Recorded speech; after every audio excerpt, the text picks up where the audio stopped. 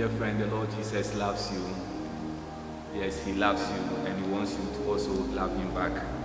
Thank you for finding time to watch this video. Do well to share it as well. Our topic today is marriage between a Catholic and a non-Catholic.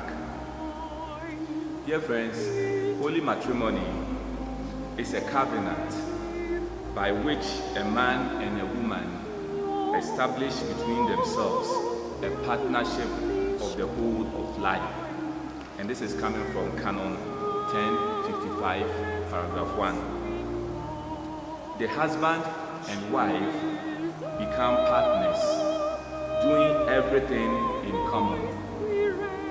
The Bible speaks about this by saying, in connection with marriage, and I quote, "A man leaves his father and mother and is joined or united to his wife, and they become one flesh." Genesis chapter 2, verse 24, and then Matthew chapter 19, verse 5. This unity of the spouses is demonstrated through various means, and one concrete way is by common worship. My dear friend, by common worship or faith, we are referring to both spouses believing in the same faith, such as the two being Catholics. The Church has always preferred Catholics to marry Catholics. This is because it reduces the dangers involved in marriages between spouses of different faiths or beliefs. Dear friend, Canon 1124 states, and I quote, "Without express permission of the competent authority, a marriage is prohibited between two baptized persons, of whom one is baptized in the Catholic Church or received into it after baptism, and the other of whom is enrolled in a church or ecclesial community not in full communion with the Catholic Church," unquote. This type of marriage is called mixed marriage. The key point here is that the marriage is between a Catholic and a baptized non-Catholic, such as Anglican, Methodist, Presbyterian, etc.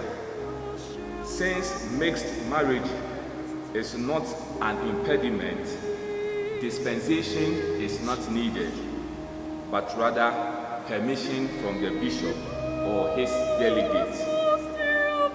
My dear friend, the Church's gravest concern, however, is the marriage between a Catholic and a non-Christian or a non-baptized. This is called disparity of worship or disparity of cult. The reality of life is that a Catholic may meet a prospective partner for marriage who may not be a Catholic. Because of this, the Church has put in place certain measures to protect the faith of the Catholic partner. Dear friend, according to Canon 1086, paragraph 1, and I quote, "A marriage between two persons, one of whom has been baptized in the Catholic Church or received into it, and the other of whom is not baptized, is invalid," unquote. This means the marriage between a Catholic and a person not baptized is an ecclesiastical law impediment which binds only Catholics and those who marry them. Dear friend, what is an impediment? An impediment is an obstacle which stops a person from performing certain actions. And until that obstacle is removed, there can be no way of reaching that goal. And to remove an impediment, a dispensation is needed. And a dispensation, simply put, is the relaxation of the law. My dear friend, to remove the impediment of disparity of court through the granting of a dispensation, certain conditions must be fulfilled by the Catholic partner. These conditions must also be fulfilled in the case of mixed marriages. So the point is that before a Catholic marries a baptized non-Catholic or a non-baptized, certain conditions must be fulfilled. According to Canon 1125, the conditions that must be fulfilled before permission in the case of mixed marriage or dispensation in the case of disparity of court can be granted by the local ordinary are, and I quote, number 1, the Catholic party is to declare that he or she is prepared to remove dangers of defecting from the faith and is to make a sincere promise to do all in his or her power so that all offspring are baptized and brought up in the Catholic Church, unquote. Dear friend, this condition refers primarily to the Catholic party. The faith of the Catholic party is so important, the Church, as a solicitous mother, cannot watch her children lose their faith through marriage. It is for this reason that the Catholic party must ensure that he or she continues to remain a Catholic after their marriage with a non-Catholic partner. So this is the first condition.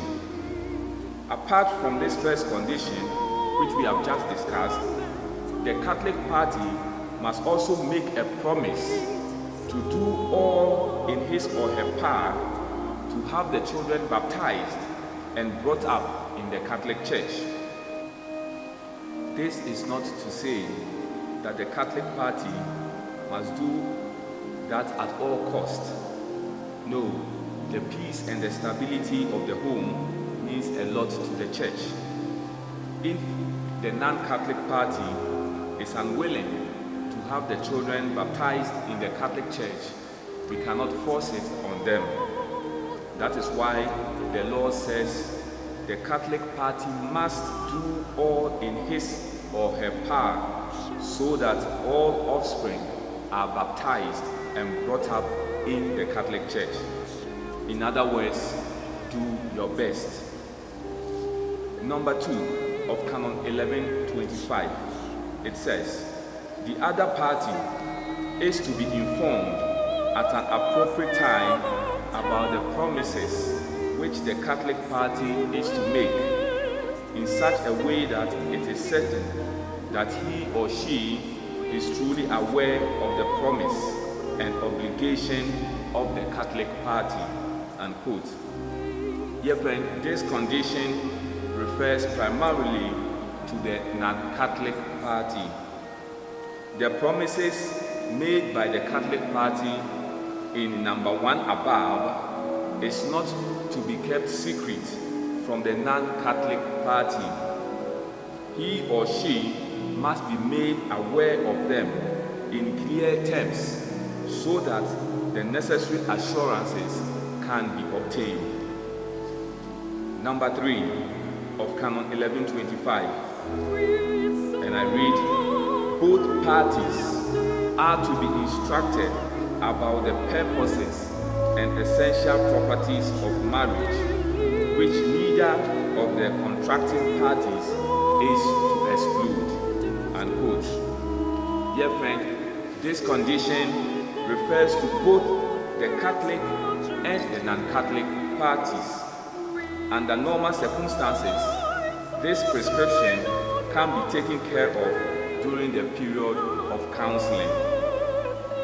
It is during this period that the necessary teachings concerning marriage are brought to the fore to help the parties have a better appreciation of what they are committing themselves to.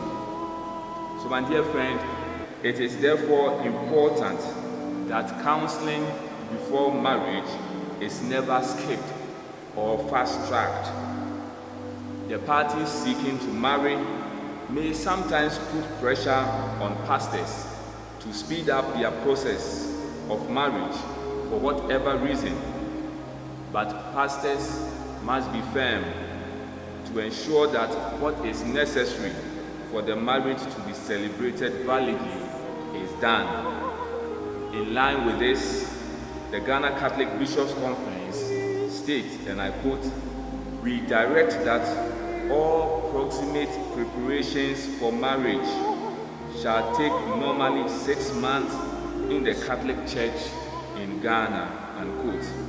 And this directive was given during the annual plenary assembly held in Ho in the Volta region of Ghana, November 6 to 18, 2017. So my dear friend, if you have enjoyed this video, why don't you like, comment, and share it with your friends.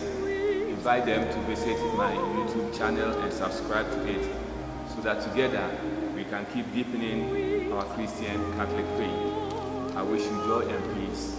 Thank you.